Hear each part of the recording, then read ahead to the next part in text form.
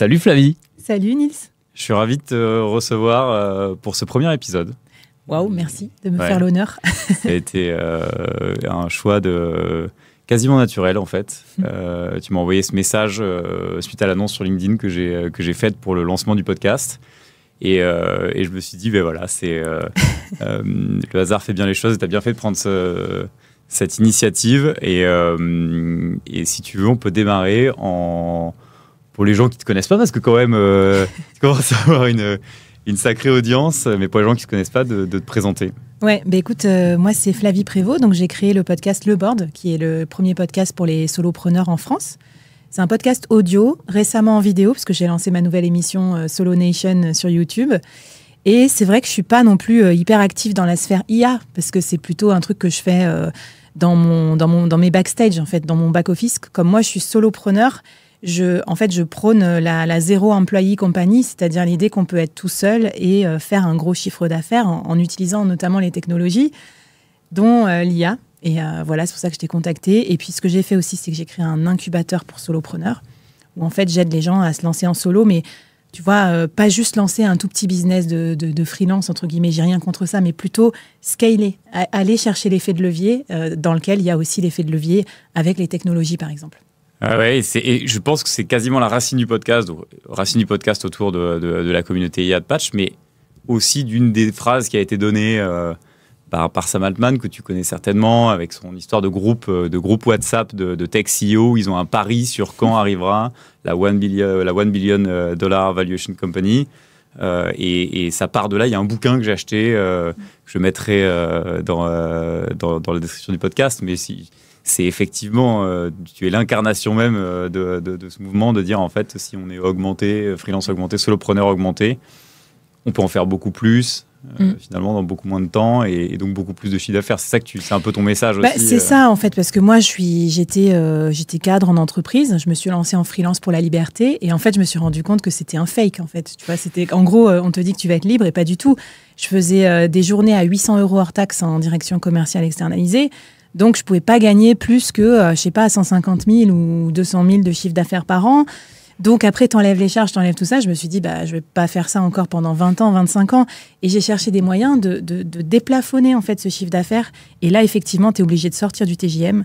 Tu es obligé de réfléchir à la façon dont tu travailles. Et presque, moi, j'ai eu une deuxième naissance. Après, de salarié à freelance, de freelance à solopreneur, je me suis rendu compte que ce n'est pas le présentéisme qui fait notre valeur. C'est la solution qu'on apporte, le produit qu'on crée et la valeur qu'on crée. Et ça m'a fait un autre shift comme ça d'état d'esprit où je me suis dit, ah ouais, d'accord, ça crée de nouveaux horizons aussi pour les solos. Et alors, c'est un tout, et pour donner un peu de temporalité, toi, tu as démarré avant, je dirais, l'avènement ChatGPT d'abord, et puis après l'IA générative et tout ce qui en est suivi, de l'utilisation des modèles LLM dans nos quotidiens. Donc, tu as commencé comment, avant de rentrer dans le vif du sujet ? Comment tu as commencé par changer d'échelle par rapport à ton activité avant qu'il y arrive ? Déjà, moi, j'ai utilisé ce que Naval Ravikant appelle l'effet de levier du média. C'est-à-dire que j'ai créé un podcast comme toi. Et un podcast, c'est le même travail que tu sois écouté par une personne ou par 1 million de personnes. Alors, je ne suis pas encore au million. Il y a déjà 1 demi-million de personnes qui ont écouté le board. Donc, c'est incroyable, quoi. En fait, une idée que tu as, tu peux la diffuser hyper largement. C'est ce premier effet de levier-là que j'ai utilisé. Et maintenant, je vais même pouvoir l'amplifier parce que quand on est créateur de podcasts, de médias, de contenu, évidemment que les IA génératives, elles nous aident énormément à produire du meilleur contenu plus vite et à moins se galérer avec tous les trucs pénibles qu'il y avait avant dans ce domaine. Bon, tu fais la transition vers, je dirais, mon avant-première question. Donc, l'IA générative dans ton quotidien aujourd'hui, maintenant qu'on y est, et on y est tous, et je crois que c'est ce qu'on se disait en préparant ce podcast. Dans les dernières semaines, il y a même quasiment, je dirais, un nouvel essor qui est en train d'arriver avec beaucoup d'outils qui sortent et beaucoup de gens qui adoptent. Donc, pour toi, c'est quoi l'IA générative dans ton quotidien ? Alors, moi, je l'ai pas mal exploré en création de contenu. Je l'ai dans quasiment tous mes outils aussi maintenant de solopreneur. Donc, mon truc de gestion de communauté, il y a un outil d'auto-posting où, en gros, ça analyse les sujets que tu aimes bien. Et tu peux du coup programmer des posts comme ça. Donc tu vois, il est vraiment partout dans nos outils payants, dans mes usages aussi. Et maintenant, moi, je regarde avec attention l'idée de me construire une vraie équipe virtuelle. Je travaillais déjà avec des freelances. Je continue à travailler avec eux. Mais j'ai besoin de plus et mes moyens sont limités. Je ne peux pas, en tant que solopreneur, recruter un codir de 15 personnes pour me servir de directeur marketing, DAF, data analyst. Donc, je suis en train de me recréer ça sur un outil IA dont on va parler. Et c'est ça qui me passionne et qui me fascine. Et ça change complètement ma façon de travailler. Et là, je vois encore d'autres possibilités de déplafonnement. Et c'est aussi pour ça que l'année dernière, tu vois, j'avais réussi à faire 320 000 € de chiffre d'affaires en solo, avec à peu près 10-20% d'un équivalent temps plein qui était des freelances. Okay. Là, cette année, je voudrais faire 500 000 € avec toujours ce même équivalent temps plein, mais avec des agents IA en plus. Donc, on va voir si j'arrive à les faire. Je documenterai tout ça pour vous dire où j'en suis, mais c'est un peu l'idée aussi. Génial. Bon, on va mettre voilà, tous les liens pour que vous suiviez ce que fait Flavie au quotidien. Et de toute façon, moi, je suis personnellement notamment sa newsletter et c'est passionnant, donc allez voir. Bon, du coup, on rentre effectivement dans le vif du sujet. Dust, c'est l'outil que tu utilises toi. Qu'est-ce que... Tu serais devant quelqu'un qui connaît rien, peut-être pas ma grand-mère, mais disons quelqu'un qui est éloigné de l'intelligence artificielle générative ou les outils. Comment tu expliquerais qu'est-ce que c'est Dust? Alors moi, je dirais en mots simples, je suis pas tech non plus, donc je viens pas de cet univers des développeurs et tout. Je dirais que c'est un builder, no code. Comme on utilise beaucoup déjà quand tu es freelance, un builder de site, tout le monde a, j'espère, construit son site avec un builder no code et n'a pas payé un développeur pour te faire ton site vitrine de freelance. Bon voilà, c'est un builder no-code d'agents IA. Oui. Et aussi, ce que j'en ai compris, c'est que c'est un agrégateur de modèles. Donc, c'est un peu comme si tu avais, pour le prix d'un abonnement à ChatGPT, tu as accès à plein d'autres modèles. Et ça, c'est cool aussi de choisir la spécificité du modèle de langage en fonction de ce que tu veux faire. Typiquement, le cas qu'on connaît le plus, c'est genre Claude. Il écrit mieux, enfin, je sais pas comment dire, je sais pas à quoi c'est dû, que ChatGPT. Donc, si tu fais des travaux d'écriture, tu vas plutôt choisir Claude. Et Dust va te permettre, avec un petit bouton, en fait, de choisir quel modèle tu utilises pour quel usage. Oui, absolument. Donc, j'ai eu quelques petits aperçus. Moi, je ne suis pas un utilisateur quotidien de Dust, mais effectivement, cette partie, ils ont intégré aussi Mistral, Cocorico, pour citer les Français aussi. Mais effectivement, tu choisis ton modèle. Et pour la partie agrégateur, donc un peu à la mode Zapier Make. Alors, je sais qu'ils ont aussi des intégrations avec ça, mais c'est ça, c'est un peu le Zapier Make and Mitten de l'IA générative. C'est ça. C'est un peu un truc sur étagère et après, tu choisis tes modules dedans. Et effectivement, après, tu pourras rajouter des couches développeurs ou des couches du coup d'automatisation pour aller directement chercher les API, etc. et que les agents travaillent entre eux, etc. Moi, j'en suis pas forcément encore à ce stade-là. Mais je suis déjà dans le stade où, dans Dust, j'ai des agents construits qui font des trucs pour moi. Et ça, c'est déjà quand même assez fou. Ok. Quelques questions sur Dust, parce que c'est aussi une boîte française. On vient de parler de Mistral et il faut qu'on en soit fier et qu'on en parle. Donc, je suis ravi que le premier épisode, ça soit à toi, que ça soit l'illustration de Dust et une boîte française. C'est génial. Et est-ce que tu as, au-delà de ton usage, tu t'es intéressé à l'histoire de la boîte, les fondateurs, leur vision? Il y a deux cofondateurs. Eh ben non, en fait, j'ai découvert... je savais que c'était une boîte française. J'ai tout de suite testé et kiffé pour mon usage. Donc, tu vois, la grosse égoïste qui s'en fout de savoir la vie des founders. Par contre, il n'y a pas longtemps, je les ai contactés parce que je leur ai dit, les gars, moi, je vais promouvoir en quelque sorte Dust à tous mes buddies solopreneurs parce qu'en fait, on a un énorme intérêt. Donc, on pourrait peut-être faire un code affilié ou un truc comme ça. Donc, on est plus, tu vois, dans l'histoire de partenaires et je pense que ça, c'est important aussi. Moi, tant qu'à bosser avec une solution, j'aimerais bien les connaître, qui puissent un peu m'aider, peut-être me débugger des trucs ou me donner des cas d'usage et me dire, tiens, Flavie, tu devrais faire ça pour l'incubateur, voilà, tel agent. Je pense que ça pourrait être cool. Donc, on est en contact depuis, quoi. J'ai cru comprendre qu'ils avaient une communauté Slack avec aussi des gens qui interagissent, un peu comme ça se fait maintenant sur l'ensemble des projets IA. Donc, c'est aussi une manière de partager. Je voulais passer aussi et aller encore plus dans la précision sur des cas d'usage que tu as pu mettre en place, que tu utilises aujourd'hui. Si tu dois donner, en gros, là tu rentres dans le concret, Dust pour toi, tu as parlé d'agent IA, ça peut être vaste pour certaines personnes. Oui. Peut-être que tu peux d'abord dire ce que tu considères être un agent IA, chacun sa définition, et ensuite nous donner un cas d'usage précis que tu utilises. Ouais, alors en fait, en gros, les agents IA, ils ont un peu plus d'autonomie que juste un prompt. En fait, tu vas leur donner accès à aussi de la data, et ils vont aller pouvoir requêter dans cette data et chercher des trucs un peu plus par eux-mêmes. Tu n'auras pas besoin, c'est pas que des allers-retours, fais ci, ah bon, j'ai pas compris, fais ça, etc. C'est un peu plus autonome, de ce que j'en comprends, tu vois, toujours pareil. Et donc, moi, je me suis créé d'abord des trucs de création de contenu, parce qu'en vrai, mon podcast, c'est ce qui me prend le plus de temps. Et j'étais face à un projet énorme. L'été dernier, je voulais publier un épisode par jour pendant tout l'été. Ça s'appelait le Solopreneur Summer, en vidéo, en studio, comme ici. Et du coup, d'habitude, je l'ai fait dans mon salon en audio.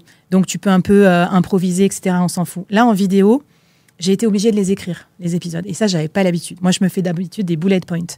Mais pour pas galérer avec mon monteur, qu'il ait genre 25 épisodes qui lui prennent 1 heure chacun à monter parce que j'ai fait plein de coupes, etc., je me suis dit, je vais les écrire. Sauf que écrire 25 épisodes, même pour moi qui suis podcasteuse depuis 4 ans, c'est un énorme boulot, c'est hyper chiant. Donc là, je me suis dit, c'est peut-être le moment d'embarquer de l'IA avant mon projet parce que je vais perdre du temps au début, mais derrière, ça m'en fera gagner. Et c'est là que j'ai décidé de construire un agent que j'ai appelé Podcast Writer, un truc comme ça. Donc, un écrivain de podcast. Je lui ai donné comme base de données tous les podcasts que j'avais déjà transcriptés, enfin, certains podcasts solo que j'avais transcriptés pour qu'il ait mes tons de voix, etc. Puis, je lui ai donné mes idées de thèmes. Moi, je pars jamais quand même complètement à blanc sur une IA, tu vois. Il a mon ton, mes idées. Et après, on a fait énormément d'allers-retours jusqu'à ce que j'ai le premier épisode qui était parfait parce qu'il a fallu rajouter des choses que peut-être la machine comprend moins, telles que l'oralité. Ouais. Par exemple, quand tu dis une phrase, elle a l'air bien écrite. Quand tu l'as dit, ça va pas du tout. Donc, je les ai répétées, etc. J'ai fait ça. Ça a peut-être dû me prendre 2-3 jours pour un peu faire le setup. Et à partir de là, j'ai eu un truc quasiment parfait. Donc, mon écrivain. L'écrivain aussi, il optimisait le SEO pour les plateformes de podcast, parce que c'est très important. Génial. Dans les titres, dans les sous-titres et sur YouTube.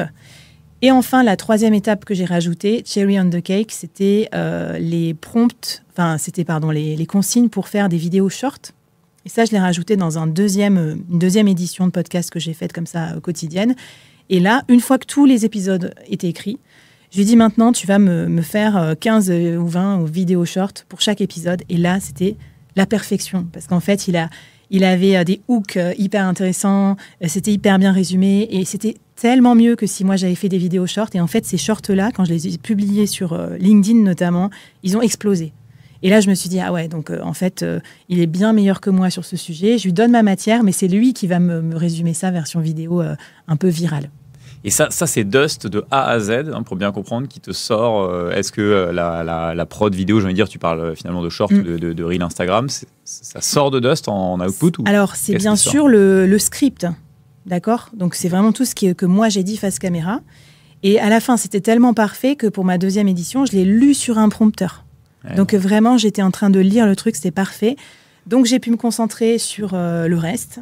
Le non-verbal et tout ça et tout. Et j'ai pu enregistrer ça en un temps record. Pour ma deuxième édition de podcast quotidien, j'en ai enregistré 21 en une journée de 6 heures de tournage. Le mec avait jamais vu ça, il m'a dit c'est un truc de fou. Et après 21 shorts, j'ai tout bouclé en 6 heures juste en une journée de location de studio. Parce que ça coûte cher aussi de louer un studio quand t'es solo. Donc t'essayes un peu de pas devoir y retourner 17 fois parce que tu t'es trompé dans la prise de l'épisode 2, quoi. Trop relou, quoi. Tu peux pas corriger après.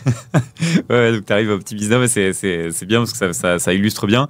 Je voudrais revenir dans un détail de Dust pour aussi que les gens qui nous écoutent en retirent le plus de valeur et c'est certainement des personnes qui n'ont pas encore un abonnement à Dust. Et quand tu n'as pas d'abonnement à Dust, je crois que tu as un petit trial gratuit, mais tu ne peux pas forcément comprendre ce que tu es en train de nous raconter.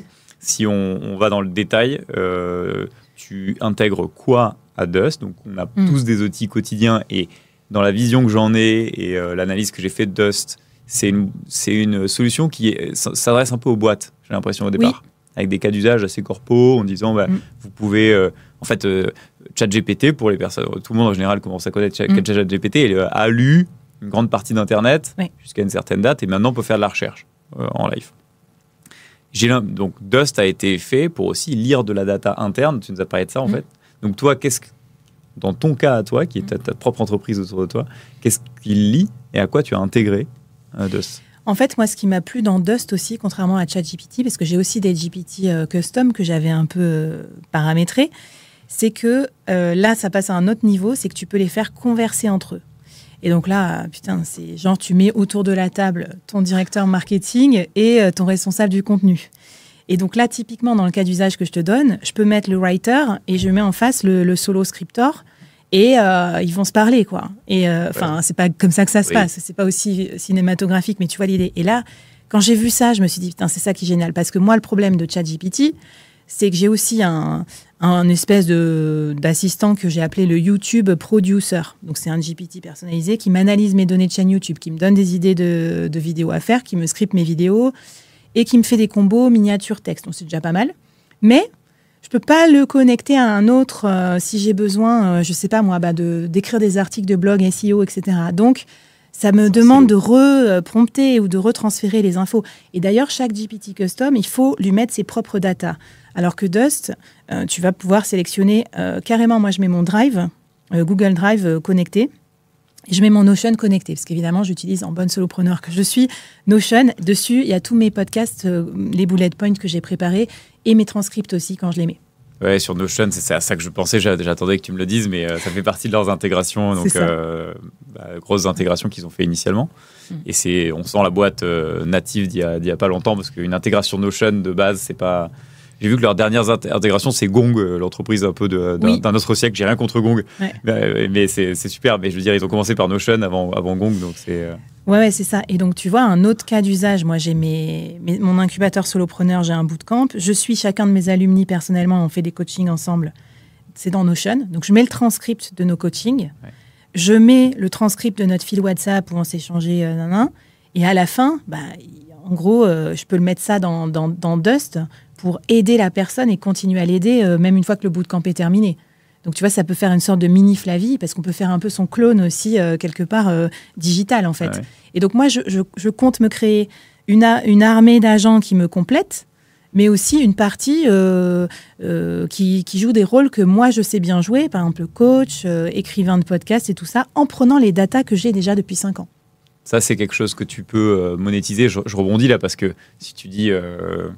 ta vision que tu nous as donnée au départ, de finalement d'augmenter ton chiffre d'affaires sans perdre de temps. Là, tu as commencé par nous donner un cas d'usage très détaillé sur ta création de contenu, et maintenant tu nous dis je peux me cloner. Oui. L'idée, c'est quelque chose que tu peux monétiser demain, selon toi? Ouais, en fait, il faut réfléchir où. Parce que typiquement, moi, je ne monétiserai pas en disant, 20 balles par mois, venez, abonnez-vous à Flavie Coach IA qui va vous coacher. Ça ne marcherait pas du tout pareil. Et quelque part, ce n'est pas la même valeur que j'apporte, moi, quand je suis l'humain à côté. Par contre, productiviser, et ça, c'est ce que je conseille à tous les freelances de faire, c'est-à-dire tout ce qui ne se voit pas, tout ce qui prend du temps, tout ce qui est un peu inutile, le déléguer à des outils pour garder justement ce côté hyper premium, avoir plus le temps d'eux. Mais ça, c'est le top.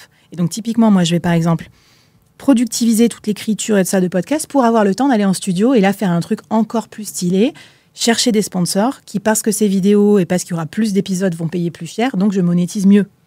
Ou alors avec le coaching, typiquement, je pourrais passer moins de temps à, je sais pas moi, gérer les diagnostics, savoir qui a dit quoi, etc. Il va me faire un résumé.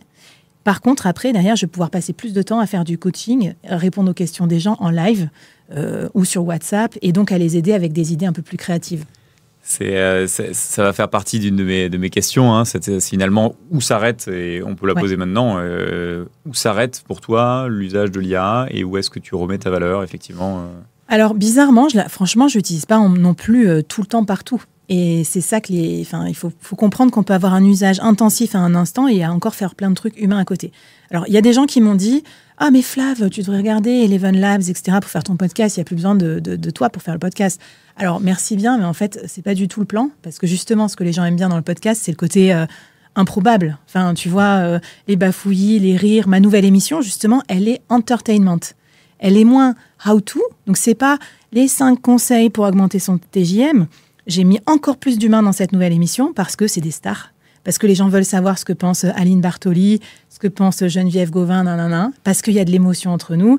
Et tu vois, j'ai presque pris le contre-pied. Alors l'IA, elle va aider à me dire, je vais lui faire mon émission et je vais lui dire c'est quoi l'angle mort, qu'est-ce qui manque, c'est quoi les sources. Donc tu vois, elle va venir un petit peu jouer l'avocat du diable et tout ça, mais c'est pas elle qui va la créer. Et derrière, c'est encore plus d'humains. Et je pense que si je devais tout faire moi-même, j'aurais moins le temps d'avoir cherché ce super casting et tout. Donc voilà, donc il y a des endroits où je grabe l'humain. Et après, par exemple, un autre cas d'usage trop bizarre, c'est que moi, j'écris tous les jours sur LinkedIn. Ouais. Et en fait, c'est 100% humain. Donc là, les gens vont péter un câble parce que pour vous, peut-être qui vous nous écoutez, vous êtes là, c'est chiant d'écrire des posts LinkedIn. Moi, j'adore ça parce que c'est mon journal de bord. Donc en gros, je prends ma respiration avec mon café le matin, je prends 15 minutes et je raconte ma vie, quoi. Ma vie de solo business, qu'est-ce que j'ai en tête, qu'est-ce que je pense. Et c'est comme ça que je formule aussi ma pensée. Et en fait, c'est un exercice intellectuel d'apprendre à penser et tout ça. Et c'est comme ça que j'ai trouvé mes idées sur la scalabilité. Donc, pour le moment, c'est pas délégué à une IA. Après, évidemment que si c'est la 5e fois que, je sais pas moi, que je lance mon bootcamp et que je sais déjà ce qui fonctionne, je pourrais lui demander de me recycler des trucs. Mais voilà, ça sera à la marge, en fait. toute la réflexion de dire aujourd'hui s'il y a l'IA se généralise, qui est en train d'être le cas, finalement l'idée revient sur le haut du podium en disant c'est toute la créativité, l'idée de la singularité qui s'exprime pendant que l'IA fait le sale boulot, entre guillemets. Et j'ai fait un troisième cas d'usage, c'est que j'ai créé ma méthode salarié diversifié, donc pour passer de salarié à solopreneur sans quitter son taf. C'était mon parcours, donc je l'ai un peu documenté parce que j'avais plein de questions dessus. Et quand je l'ai créé, j'en ai fait un cours en ligne. Je l'ai dérivé en livre. Et là, l'IA m'a aidé parce qu'en gros, je lui ai filé tous mes transcripts. Après, j'ai vu ce qu'elle m'avait écrit. Et là, j'ai pris un ghostwriter spécialisé en rédaction de livres qui écrit bien. Moi, j'ai rajouté des exemples et tout ça. Mais donc, tu vois, l'IA a fait vraiment là le sale travail de transcript. Et après, on est venu là, nous, les artistes, ajouter nos touches. Et ça m'a fait un livre auto-édité sur Amazon. Sinon, j'aurais jamais eu la foi de l'écrire de zéro et de l'écrire sans IA, clairement. La foi et le temps, quoi. Ouais, la foi. C'est toujours le même sujet, quoi. C'est passionnant. Bon. Pour revenir sur Dust, qui est aussi notre co-sujet avec toi aujourd'hui, est-ce qu'il y a des choses, si tu disais que tu avais contacté les fondateurs, qui ne sont pas faites aujourd'hui dans le champ des possibles ou des besoins de Flavie dans son quotidien, dans son activité, et que tu aimerais voir arriver, tu vois, si tu avais la lampe du génie? Non, mais écoute, ce que j'ai pas encore exploré, c'est comment faire un super agent. Donc, en gros, le super agent, demain, je pense que c'est la next step, mais je pense qu'on peut déjà le faire. Mais moi, j'ai pas l'accès GitHub et tout ça, donc j'ai un peu geeké sur ça. Je me suis dit, oula, je vais mettre le doigt dans un truc. Donc, bon. En fait, le super agent, je lui dirais tout seul, vas-y, crée-moi le Solopreneur volume 2, le Solopreneur Summer volume 2, et lui, il irait immédiatement requêter les différents agents et les faire travailler entre eux sans mon intervention. Et ça serait assez dingo. Et à la fin, il te livre un résultat fini avec tes 25 épisodes, tes 25 articles, tout ça, quoi. Alors que là, évidemment, tu as compris qu'il n'y a pas d'effet waouh non plus. Au début, quand tu commences dans Dust, c'est quand même long, le temps de paramétrer le bot, que ça aille bien. Il y a plein d'allers-retours à faire, il y a plein d'échanges aussi lui donner des bons exemples, des contre-exemples et tout. Donc, ça reste quand même assez fastidieux. Donc, si demain, il y a un super agent, je pense qu'il ira chercher aussi lui-même tout ça dans tes anciens prompts et tout. Ouais, ça évolue dernièrement. Là, bon, moi, je fais des tests de différentes IA. Il y a des IA que je n'aimerais pas aujourd'hui parce qu'on parle de Dust et c'est très bien. Mais il y a des Manus, je le nomme avec plaisir, en fait.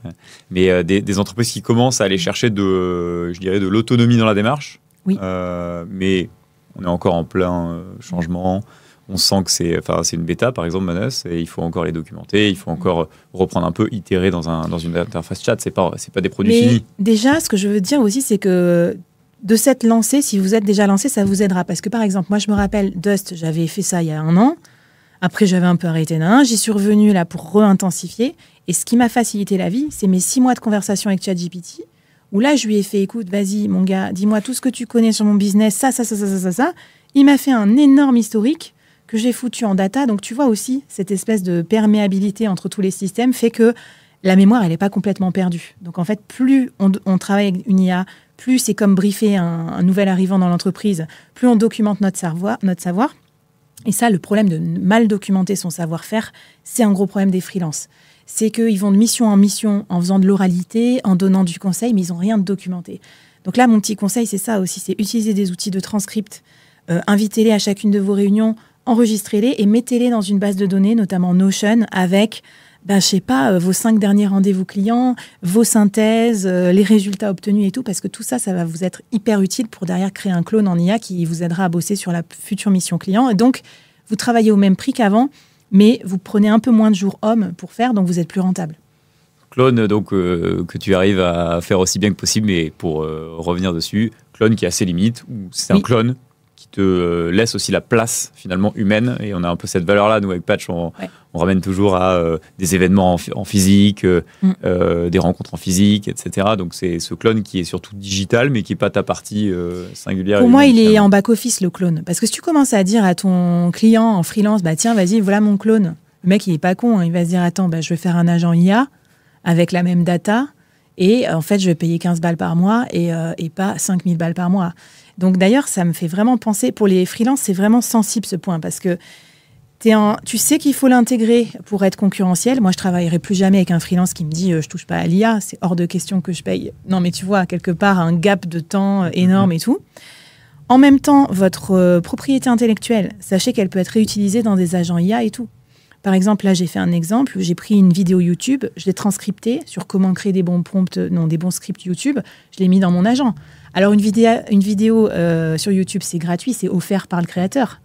Mais est-ce que si toi, tu ponds un doc en freelance de 30 pages pour ton client, il peut très bien le mettre dans une IA aussi. Donc ça, peut-être, je ne sais pas ce que dira le juridique là-dessus. C'est cession de droit, propriété intellectuelle. C'est peut-être une question aussi qu'il faut se poser. Donc moi, je pense que c'est pour ça qu'il faut déjà créer son propre clone pour soi, pour en profiter, avant que d'autres te piquent un peu ta matière grise pour faire le même travail, quoi. Bon, je connais la réponse à ma prochaine question, mais je vais quand même te la poser parce que ça me fait marrer. Mais il y a des personnes qui sont encore, je dirais, qui n'ont pas envie d'utiliser l'IA. Donc, on n'est même pas au stade de est-ce que je vais utiliser Dust ou pas, mais c'est qu'elles sont récalcitrantes et ça ne va pas. Est-ce que tu penses qu'on peut démarrer une activité de free solopreneur aujourd'hui sans utiliser l'IA du tout? Franchement, oui, je pense. Tu vois, il y a toujours des possibilités.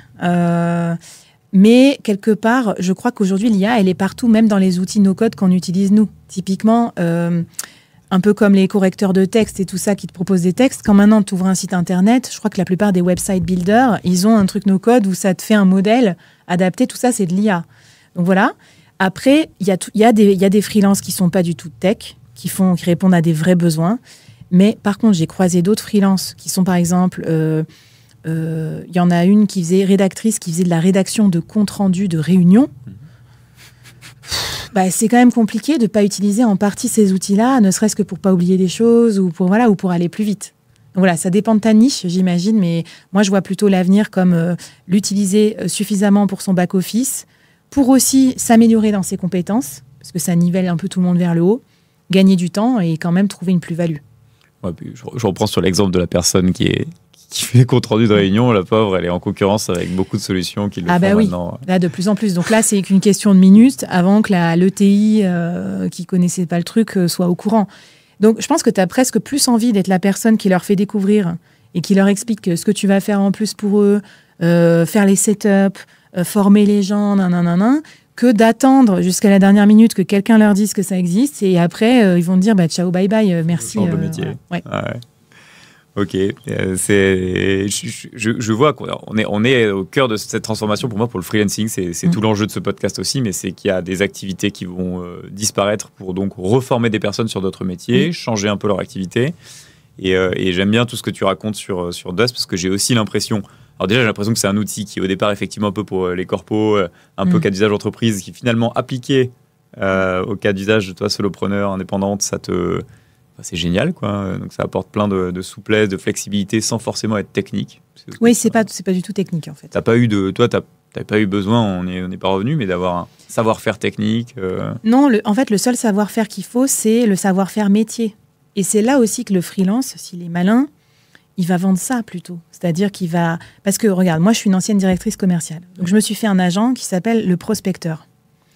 Cet agent, il est exceptionnel. Mais c'est pas Dust qui l'a rendu exceptionnel. C'est tous les inputs que je lui ai mis. C'est tous les exemples dégueulasses de cold email qu'il faut pas faire.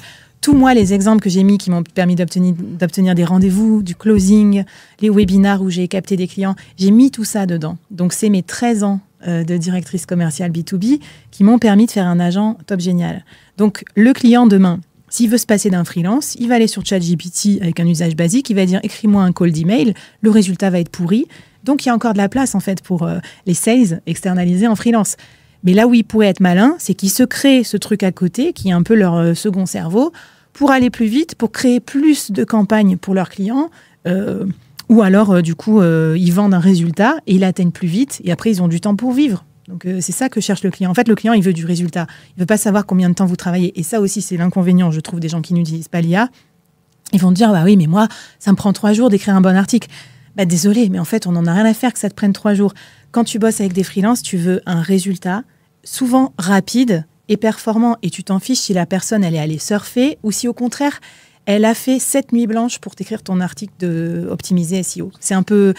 Il y en a qui vont trouver ça triste. Moi, je trouve ça bien parce que du coup, ça fait qu'on n'est pas obligé d'être au bureau de 8h à 18h. Oh, j'adore ça.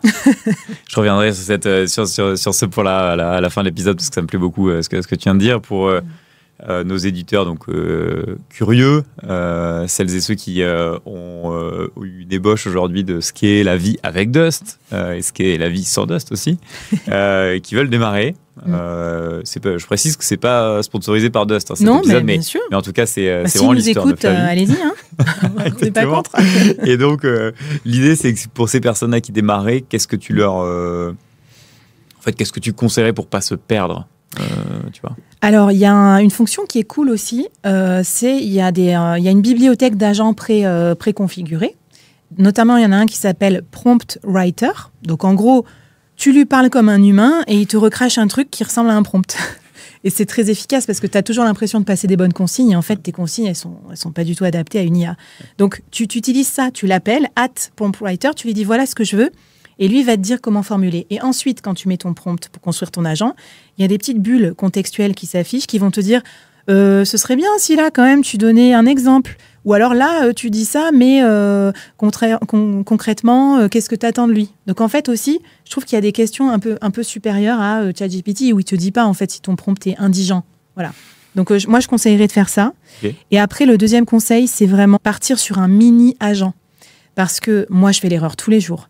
Tu te réveilles un matin, tu te dis « Ah putain, il me faut… Alors là, l'autre matin, c'était « Il me faut un reaper poser, un recycleur de contenu. » Donc, je lui donne un truc que j'ai déjà fait et il me le recycle dans plein d'autres formats. Mais ça, c'est pas bon, ça. Faut pas… Plein d'autres formats, ça marche pas. Vaut mieux faire un tout petit robot précis. Par exemple… avec Melvin, un copain solopreneur, et lui, il a un petit agent qui lui écrit des accroches LinkedIn de posts. Point. Ça note l'accroche de 1 sur 10, la force de l'accroche, et après, ça lui en propose 10 autres. Et c'est amplement suffisant. Donc, il vaut mieux avoir plusieurs agents qu'on fait travailler ensemble, plutôt qu'un un énorme agent, qui du coup comprend pas ce que tu lui demandes, a des datas trop grosses aussi. Donc, il vaut mieux aussi splitter. Je sais pas, par exemple, Notion, il vaut mieux donner accès à une base de données précise, en disant c'est là que tu vas chercher, et pas toute ta life de solopreneur dans tout ton Notion. Ouais, choisir un petit cas d'usage pour être sûr déjà d'arriver au résultat. Exactement, c'est moins frustrant. Un bon résultat. Ouais, parce que sinon tu vas abandonner en fait, et on l'a tous fait. Moi aussi, j'ai fermé Dust pendant 3 mois, 4 mois en disant c'est nul, je suis quand même bien meilleur que l'IA, puis après on y revient parce qu'on a compris qu'on n'avait pas choisi la bonne partie des choses à déléguer. Bon, je prends le point, si un ou une freelance, un ou une solopreneur se lance, aujourd'hui, ce serait quoi ton meilleur conseil, et avec ou sans IA, je dirais, en général, et avec l'IA? Moi, ça m'a fait réfléchir à ma façon de travailler. C'est que, autant avant, j'aurais dit, faut aller vite sur le travail amont, on s'en fout, faut plus exécuter rapidement pour délivrer un contenu rapide au client, le fameux time to value. Quand le client paye, il faut vite lui donner du résultat. Là, j'aurais vraiment tendance à plutôt bien travailler la phase amont du travail, c'est-à-dire prompter un agent, bien le paramétrer, etc. Parce qu'après, ça va accélérer l'exécution incroyablement. En gros, là, mes histoires de rédaction de podcast, chaque podcast qui durait 5 ou 10 minutes en oral, il était créé en 30 secondes. Par contre, ce qui m'a pris 1 semaine, c'est de faire les allers-retours avec le bot, d'accord ? Mais 1 semaine, c'est mieux, peut-être 3 jours d'aller-retour, c'est mieux que 25 jours de création de podcast. Voilà, donc investir un petit peu plus de temps en amont pour après avoir un résultat industriel, nickel et scalable. Alors, je poursuis un peu, je tire la pelote, et là, ça va être peut-être un peu plus subtil, mais donc quelqu'un qui démarre et qui a finalement pas ce Notion, son Notion est vide, sa base de données est vide, jamais fait de podcast. Comment tu ferais si tu démarrais de zéro, quoi? Alors, de toute façon, quand tu démarres, c'est difficile de scaler, parce qu'en fait, tu sais pas c'est quoi ta cible. Faut déjà avoir plusieurs missions clients à son actif pour se dire à chaque fois que je fais ça, vraiment, le client, c'est ça qu'il adore, ou alors il y a un pattern un peu qui se dessine.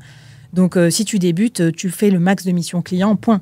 Et tu enregistres tout ce que tu fais. C'est-à-dire que tu te mets soit des transcripts, soit de la prise de notes automatique, tu mets un espèce de Drive ou de Notion.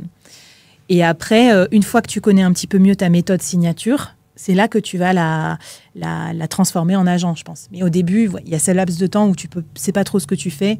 Donc, tu essayes plutôt d'enquiller de l'expérience. Et c'est par l'expérience que tu vas comprendre aussi ce que le client adore et ce que tu peux scaler. Ok, génial. J'ai quelques questions pour finir cet épisode. La première, c'est un projet à toi qui est soit récent, soit à venir, dont tu veux parler et qui a du sens aussi avec ce qu'on se dit aujourd'hui. Ben écoute, la vie du solopreneur va très vite, donc je ne sais pas ce que j'aurais prévu dans les prochaines semaines. C'est ça la folie aussi, ou quand l'épisode sortira. Mais par exemple, je peux te dire que ça, le sujet IA, je l'ai déjà testé moi dans l'incubateur solopreneur. On a fait un live sur comment on construit ses premiers agents. Ça a extrêmement bien pris parce que ce que les gens veulent, c'est du concret. Donc en fait, ils voulaient savoir concrètement, c'est quoi nos agents. On leur a dit quoi, ils font quoi pour nous. Et donc ça, c'est dans mes projets. De faire plus de cas comme ça. Peut-être vous donner aussi des modèles d'agents IA à utiliser pour votre activité. Mais moi, je suis que sur les freelances et les solopreneurs. Donc voilà, j'aimerais bien faire ça. Voire même un petit challenge qu'on se motive, tu vois, tous ensemble à se dire, allez, chacun, on crée un agent et à la fin, on voit lequel est le plus fonctionnel et tout. Ça nous donnera plein d'idées aussi entre nous parce que je suis d'accord avec toi, les cas d'usage génériques sur l'IA, c'est bien, mais c'est mieux qu'un pote freelance te dise ah putain, je me suis créé un assistant qui fait mon pricing pour moi ou qui crée mes slides de présentation client quand j'envoie une propale et ça marche à tous les coups. Ça, c'est un assistant qu'on a envie d'avoir dans son équipe en freelance. Le coup de la recommandation, ça marche toujours mieux. Ça marche toujours mieux, c'est génial. Mais c'est vrai, le mettre les mains dans le cambouis, là, on a fait un hackathon, nous, la semaine dernière. On rassemble les gens par petits groupes de 10, comme on fait toujours avec Patch. Et les gens sont repartis avec les yeux comme ça. Certains n'avaient jamais utilisé d'IA. Nous, c'était avec Lovable. Donc, c'était sur de la création, tu sais, d'applications. Il y a des gens qui arrivaient de rien du tout, d'autres qui étaient plus expérimentés, mais tout le monde est reparti avec le smile parce que c'était concret. C'est bluffant et c'était les mains dans le cambouis. Deuxième question, Flavie, tu as parlé au tout début de Naval Ravikant, de son livre. Ça fait partie des bouquins que j'ai lus et qui sont effectivement géniaux. Et je vous invite à le lire aussi. Est-ce que tu as un autre livre qui parle soit du fait de mettre à l'échelle comme ça tout ce que tu fais, soit un peu sur le futur et l'IA en général? Écoute, sur l'IA, pas trop. Attends, je réfléchis à ce que j'ai acheté récemment. Non, pas forcément. Mais ça bouge beaucoup en fait. Donc, bon, c'est plutôt on se forme sur le tas avec les nouveaux outils qui arrivent. Non, par contre, sur toujours l'idée d'entreprise solo, moi j'y crois vraiment profondément. Enfin, c'est... Les gens qui me disent « Ouais, mais c'est nul d'être tout seul. » Non, c'est pas du tout être tout seul. Ça n'a rien à voir. C'est une philosophie qui m'a énormément marquée. C'est Company of One de Paul Jarvis, où en fait, il explique que c'est magnifique de pouvoir faire une entreprise qui a beaucoup de croissance en étant tranquille, en fait, en étant tout seul, sans devoir se transformer en manager et tout. Et je pense que s'il la réécrivait aujourd'hui, enfin, si cette œuvre, il pourrait encore plus... éloigner les limites du plafond de verre et tout ça, de tout ce qu'on peut faire en solo. Et en fait, c'est le créatif qui a envie de rester créatif, mais de faire son petit business, tout ça. Et moi, ça m'a beaucoup plu. Et il questionne aussi la logique de croissance maximale. Et donc, parce qu'avant, quand il n'y avait pas l'IA, pour croître, passer des paliers, par exemple, pour faire 500 000 ou 1 million, j'aurais dû recruter 10 personnes. Ça m'aurait fait une vie merdique. J'aurais été tout le temps en réunion, en entretien de performance et tout, comme dans ma vie d'avant. C'est pas du tout ce que je veux. Alors que par contre, avec des agents IA, peut-être que je peux avoir le même résultat, mais avec beaucoup moins de contraintes sur mon agenda, surtout de contraintes managériales. Génial.